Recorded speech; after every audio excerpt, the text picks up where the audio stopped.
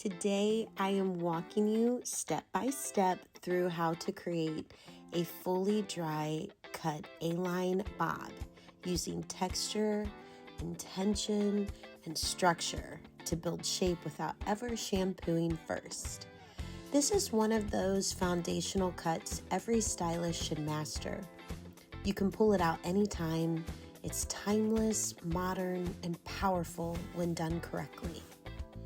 The first thing I do is section the hair into two main sections. Section 1, everything just above the crown. Section 2, the crown area. And that's the section that you see me take down gradually. Before I even make the first cut, I drop the sides down. And I want to explain why this matters. Especially for newer stylists, it's very easy to take the back perimeter too short. When that happens, you don't leave enough length to create proper graduation. The opposite thing can happen too. Sometimes stylists cut the front too short, and then the back perimeter ends up too long and disconnected. When all sections are down, you have the full picture. You can see balance, you see proportion, and you prevent mistakes before they happen.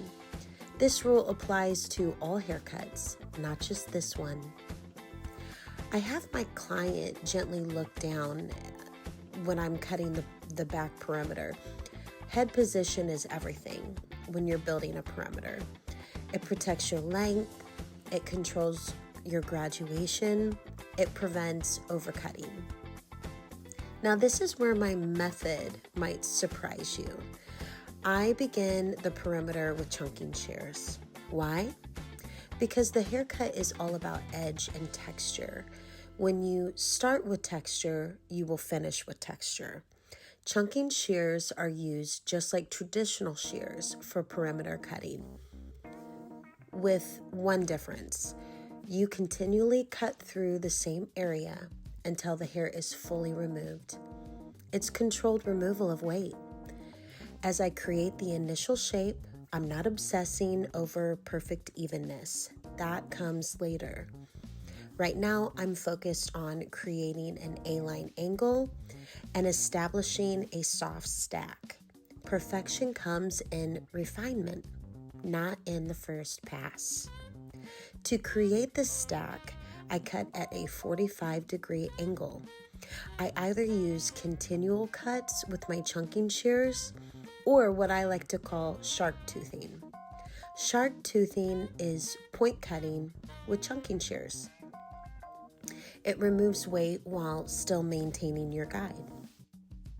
The texture that this creates is incredible. It gives movement immediately.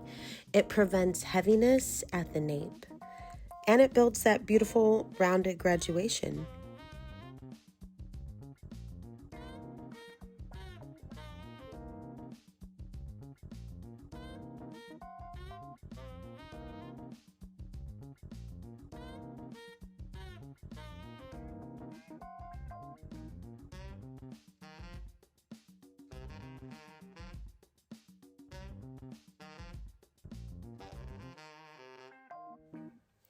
You'll notice I continually move the client's head in the opposite direction of the side I'm cutting.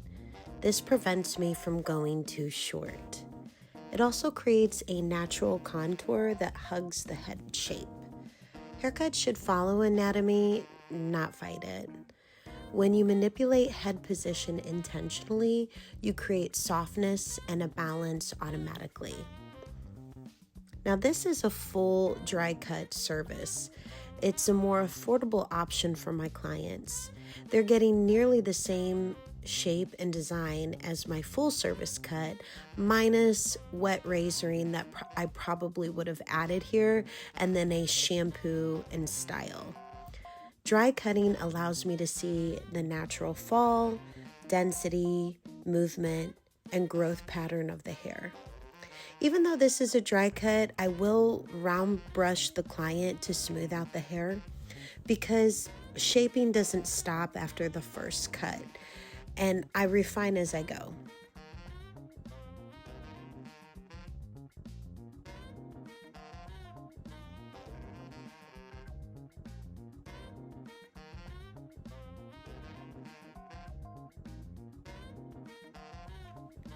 Now, I do switch to my regular shears. This is where I clean up unevenness. I like to point cut to create edge. I slide cut to soften lines. I refine the perimeter so it looks intentional, not accidental. Remember, the first pass builds structure.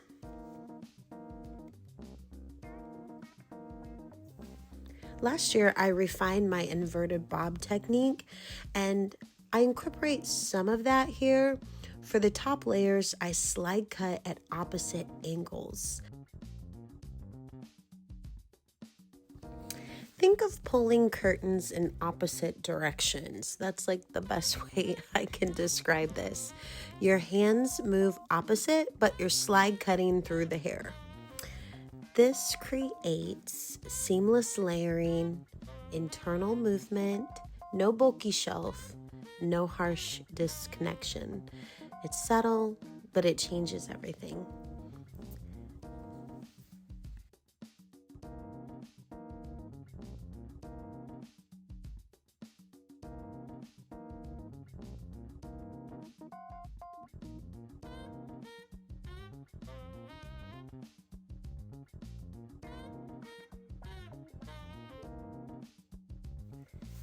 When I get to the bangs, I slow down. I truly believe I spend 1/3 of the haircut just on bang fringe. Why?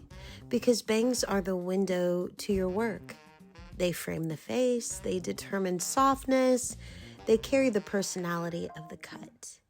I slide cut, I point cut, I remove weight at the tips by using thinning shears, and it just creates this light, wispy center in the bang. Now I do the bangs in the center a little shorter, and then gradually they become longer on the sides. It should feel effortless, never heavy.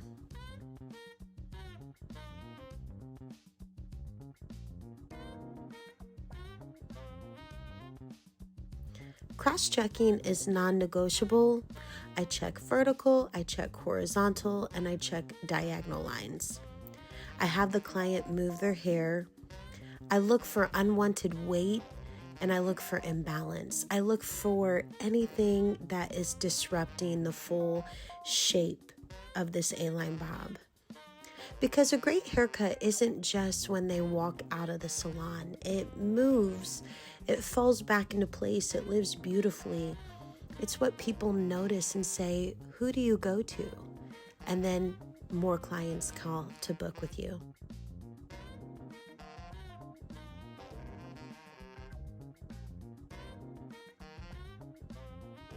I finish with a texture spray.